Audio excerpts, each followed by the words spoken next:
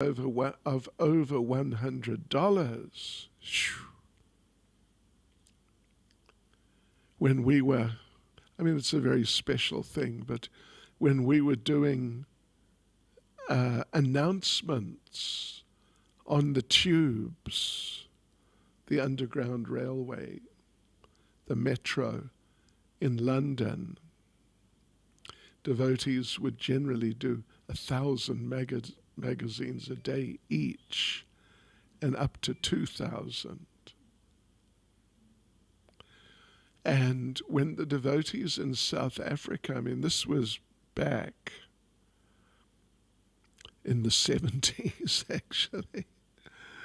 And when the devotees in South Africa heard about it, they started getting on the buses and making announcements. Yeah.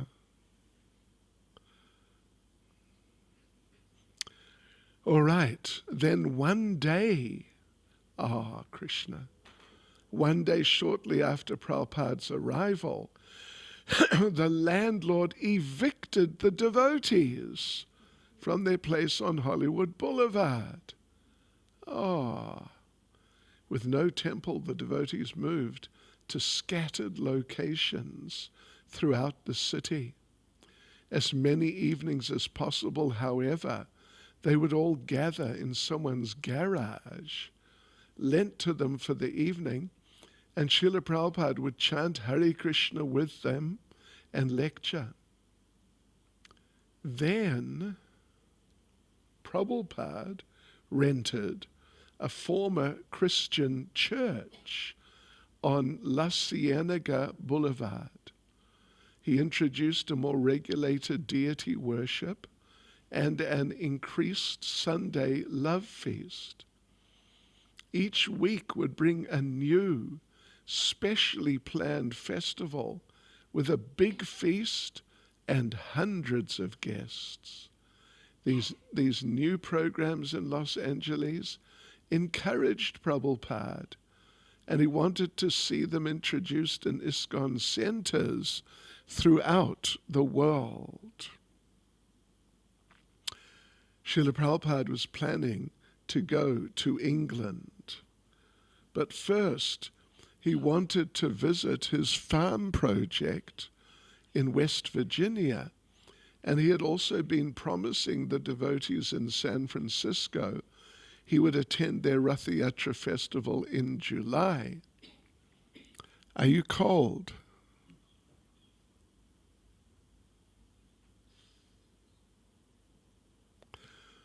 This traveling to establish and expand his ISKCON was alone enough to keep him busy.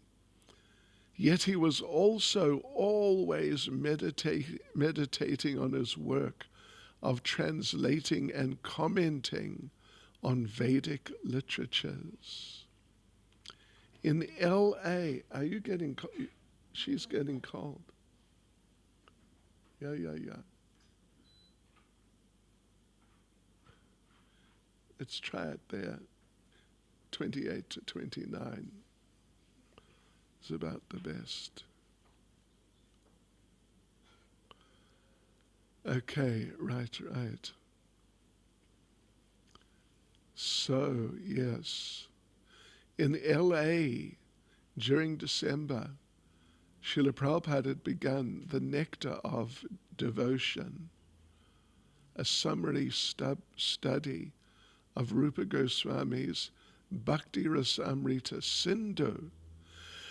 The Nectar of Devotion would be a handbook for his disciples, elaborately explaining the science and practice of Bhakti Yoga. Simultaneous with the Nectar of Devotion, he had also begun Krishna, the Supreme Personality of Godhead, a summary study of Srimad Bhagavatam's 10th canto. Can we help you? Yes, I will just from Lalita. Oh, okay.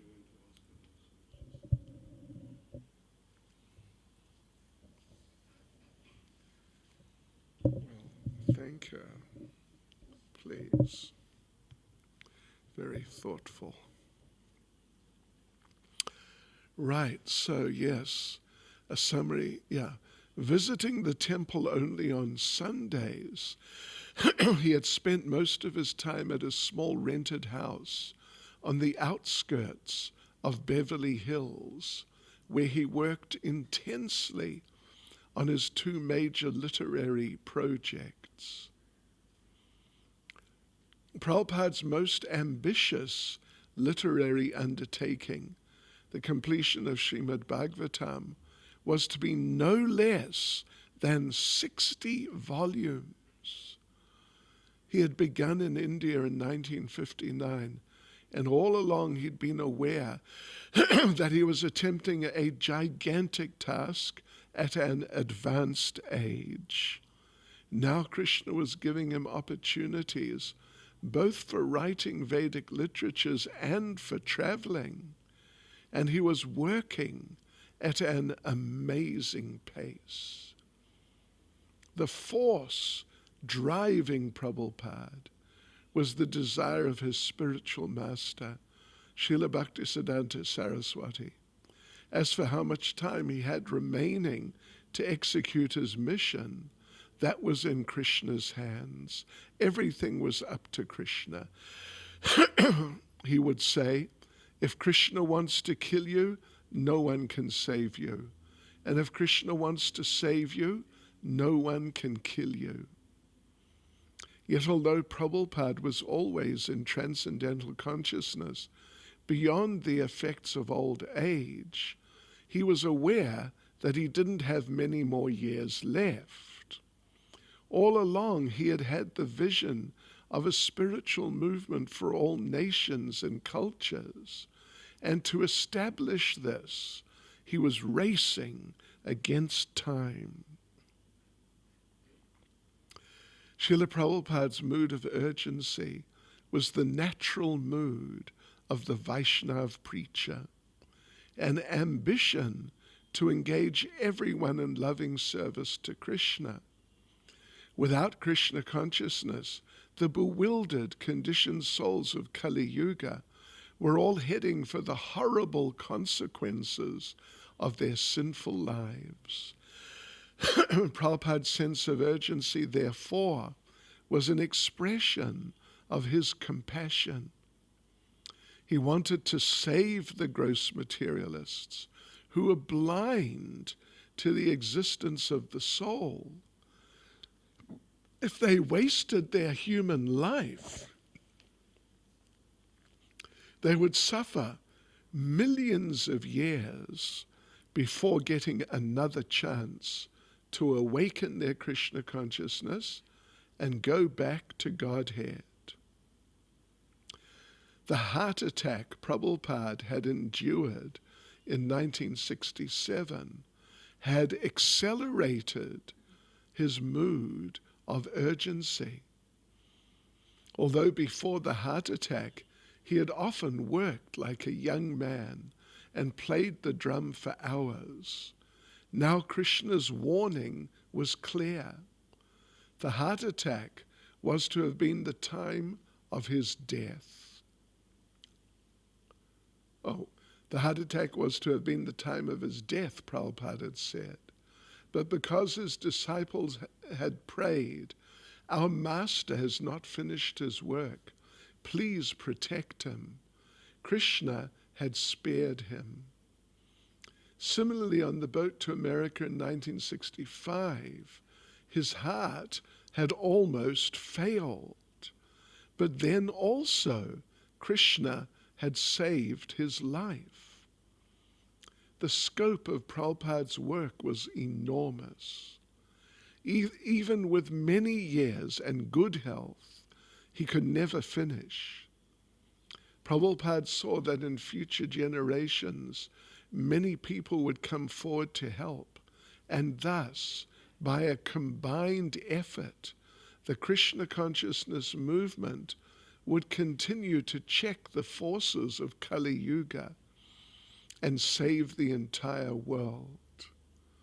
Chaitanya Mahaprabhu had predicted this, and Prabhupada knew that it must come to pass. But the task of erecting the framework for this universal effort rested on Prabhupada alone. And he worked tirelessly, knowing that unless he established a complete foundation, the entire mission might later collapse.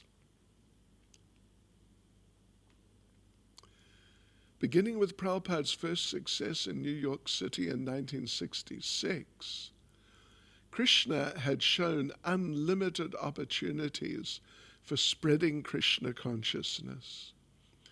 But how much time was there? Only Krishna could say. It was up to him. Prabhupada remained ever mindful of the vast scope of his mission and the ever-narrowing span of time he had in which to complete it. I am an old man, he often told his disciples. I could pass away at any moment. Srila Prabhupada would receive several letters a week from the devotees in London.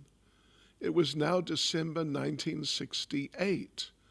The devotees had been in London 4 months, and still they had no temple, nor even a place where they could live and worship together.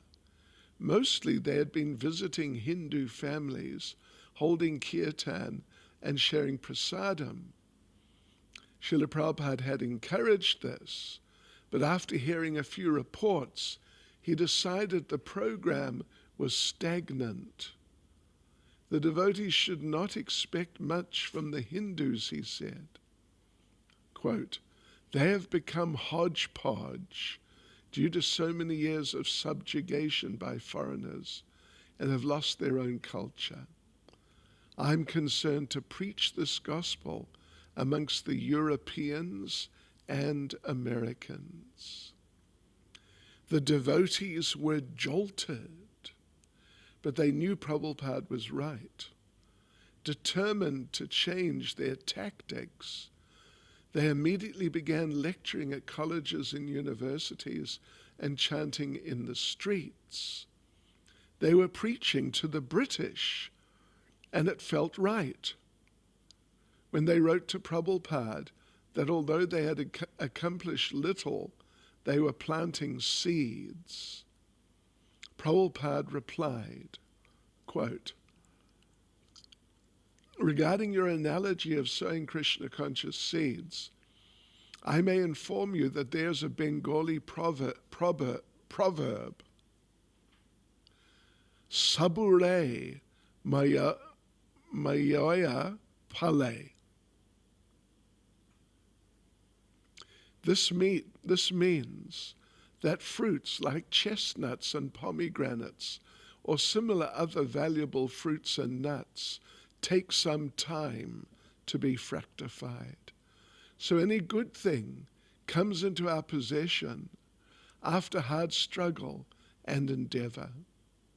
So Krishna consciousness is the greatest of all good fruits.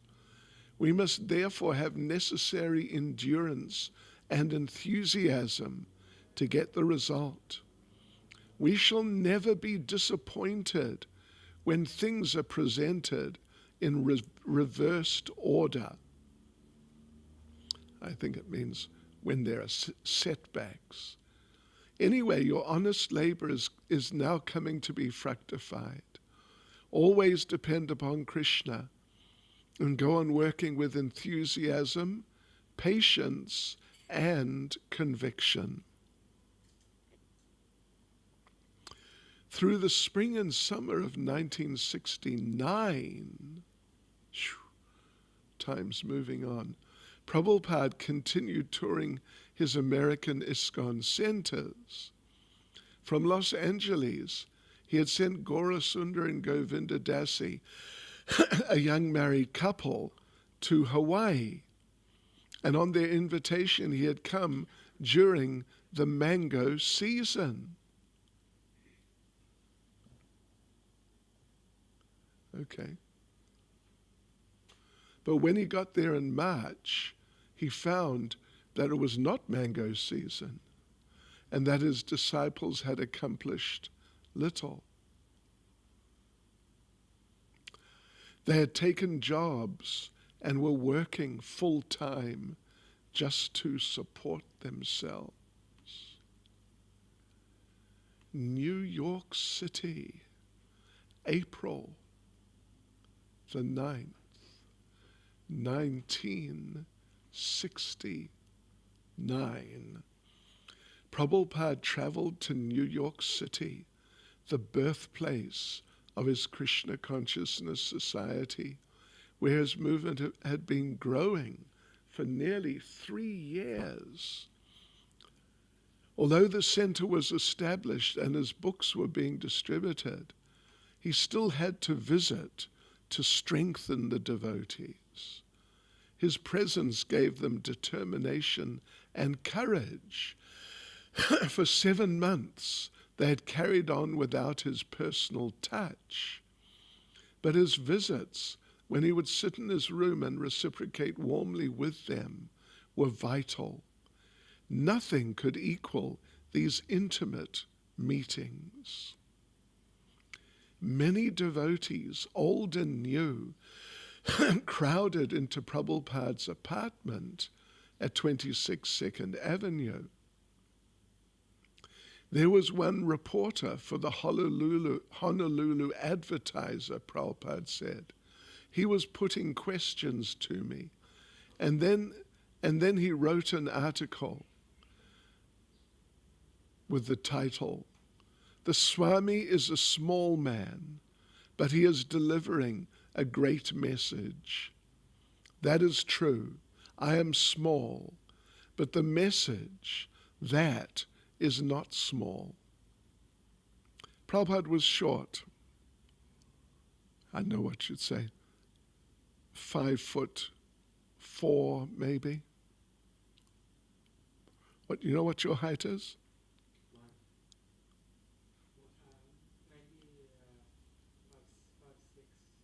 5'6".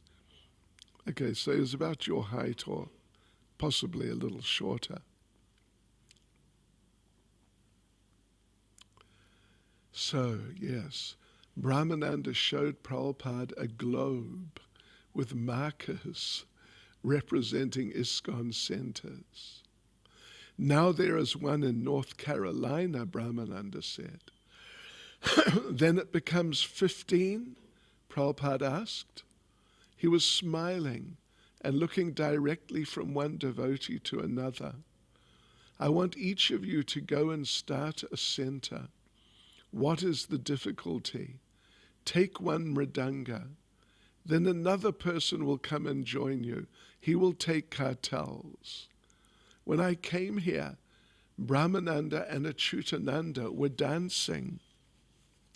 And after chanting, hundreds of men will come to your storefront and enjoy chanting and dancing.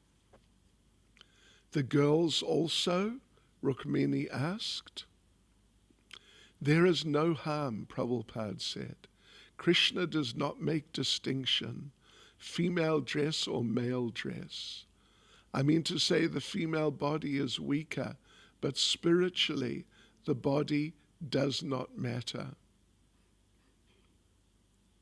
In the absence of Lord Nityananda, his wife, Janavadevi, was preaching. First you must understand the philosophy. You must be prepared to answer questions. Krishna will give you intelligence. Just like I was not prepared to answer all these questions, but Krishna gives intelligence. After 8 days in his New York City home, Prabhupada went to Buffalo. At State University of New York at Buffalo, Rupanuga was teaching an accredited course in Krishna Yoga with some 60 students enrolled, regularly chanting the Hare Krishna mantra on beads. Prabhupada stayed for a few days, lecturing and initiating disciples. Then he went to Boston for more initiations and several marriages. Columbus, Ohio, May the 9th, 1969. The devotees had arranged for Prabhupada and Allen Ginsberg to chant on stage at Ohio State University. Allen had been a friend of the Krishna consciousness movement from its first days on the Lower East Side. Shortly after Prabhupada's arrival in Columbus, he stopped by Prabhupada's house and discussed philosophy with Prabhupada for several hours. You know, actually at that time, because the Beatles had not, George Harrison particularly, but the Beatles had not got into Krishna consciousness yet. So Allen Ginsberg was the most famous person who was involved in Krishna consciousness in the world. Yeah, Allen Ginsberg was really a very prominent person in those days. Allen was friendly with Prabhupada as always, but he doubted whether Krishna consciousness could become popular in America. The need, he said, is for a large, single, unifying religious movement in America. So here is Krishna, Prabhupada replied, all attractive. Now you can say, why shall I accept Krishna? But since you ask for a unifying element, then I say, here is Krishna. Now you can analyze. Why should you accept Krishna? And I shall reply, why you shall not. Whatever you want or expect from the Supreme or unifying, everything is there in Krishna. If Prabhupada wanted his movement popularized, Allen suggested, he should consider omitting many of the sectarian Hindu aspects, such as the dress, the food, and the Sanskrit. Krishna consciousness, Prabhupada replied, was not sectarian or Hindu. Lord Chaitanya had said that a person could chant any name of God, but one must chant. As for food, Prabhupada explained that any food was acceptable as long as it was purely vegetarian. And dress, there was no stricture that Americans wear robes and shave their heads. The Hare Krishna mantra, Prabhupada added, was a natural sound, not foreign. And actually we see, about food, that if you travel around to places which have food cultures, and if you travel around, you'll see the devotees cook in that style often. In Italy, they have prasadam, Italian style. And you know what? It was Madhu Sevata Prabhu, who's one of the GBCs for Italy, what he said. Some of you have definitely heard this, but it's a really good one. He raised the question, what is pizza? What is it? What is pizza? And then he answered, pizza is a self-realized chapati or roti.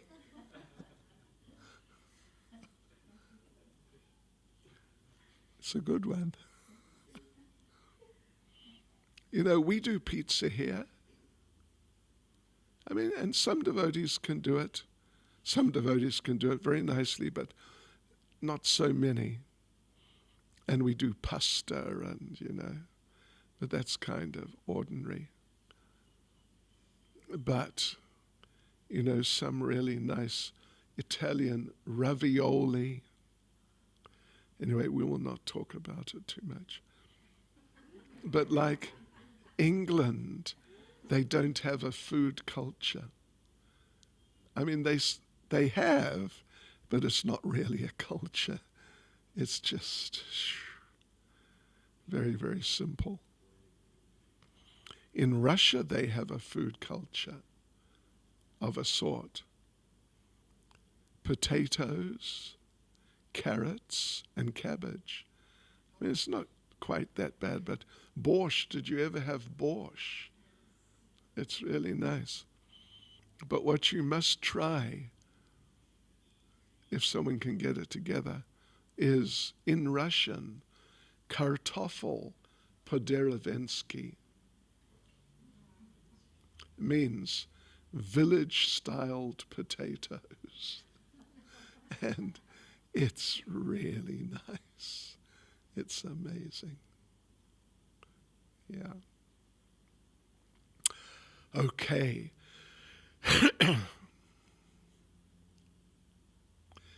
Right. The Hare Krishna mantra Prabhupada added was a natural sound, not foreign. Alan objected. The Hare Krishna mantra sounded foreign. Perhaps they should think of an alternative, more American mantra. This is going on, Prabhupada replied. Some people are inclined to one thing and some to others. And it will go on until the end of creation. But our position is that we're searching after the center. And here is the center. At Ohio State's Hitchcock Hall, 1,000 students occupied the seats. And 1,000 more crowded the aisles and the stage. The program began with a kirtan led by Allen Ginsberg. Allen then introduced Prabhupada and Prabhupada lectured. When Prabhupada began the second and final kirtan of the evening, the students responded wildly.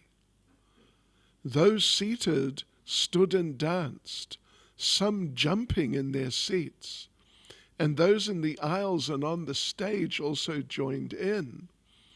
Amid the thunderous kirtan of nearly 2,000 voices, Prabhupada began to dance, jumping up and down on the speaker's dais, his hands raised high. He threw flowers from his garland, and the students scrambled for them. The wildly ecstatic kirtan continued for almost an hour, and then Prabhupada brought it to a close. Afterward, hundreds of students crowded close around Prabhupada, asking him questions. Many students continued to chant as they left the hall, and some left crying from the new sensations of spiritual happiness. The next day, the ecstatic night of chanting at Hitchcock Hall was the talk of the campus. Prabhupada was pleased with the evening, and he described the event in a letter to devotees in Los Angeles. Quote,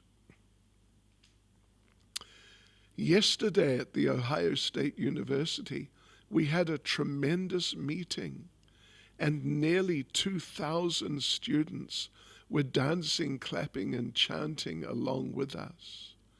So it is clear that the student community has a nice potential for accepting this philosophy. Okay, devotees, we will continue tomorrow evening. Hare Krishna. Oh, any comments or questions?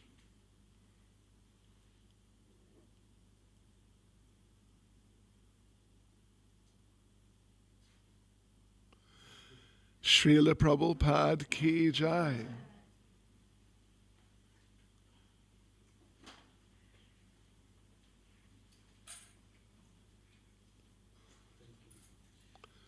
Thank you.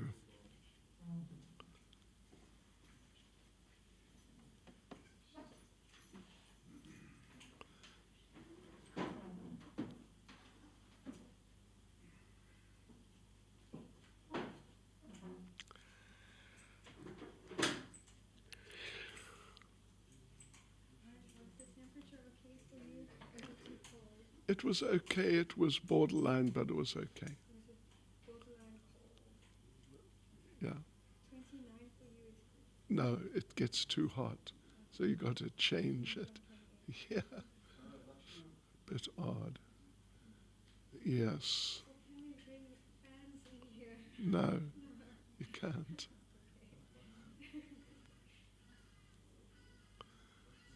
Hare Krishna.